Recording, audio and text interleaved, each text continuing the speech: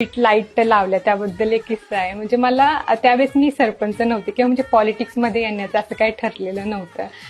Actually Shubham आणि मी हायवेवरनं चाललेलो होतं.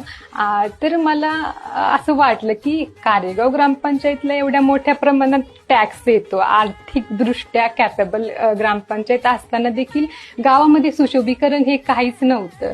तर आय सेड टू शुभम की मी सरपंच असते तर मी गावामध्ये स्ट्रीट लाईट्स लावल्या असत्या, मी हे केलं असतं, ते केलं असतं.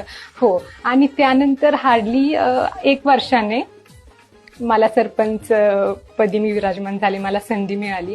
आणि त्यानंतर मी पहिलं काम केलं असेल तर गावामध्ये आपल्या भारत ध्वजामध्ये जे 3 कलर आहेत तर त्या 3 कलरचे पोल कस्टम करून येणाऱ्या जाणाऱ्या हायवेवरच्या प्रवाशांच्या डोळ्याला त्रास होऊ नये ह्या गोष्टींचा देखील विचार केला आणि स्ट्रीट पोल गावामध्ये लावले. त्यामुळे गावाच्या सुशोभीकरणात देखील भर पडली आणि माझे स्वप्न सत्यात उतरलं.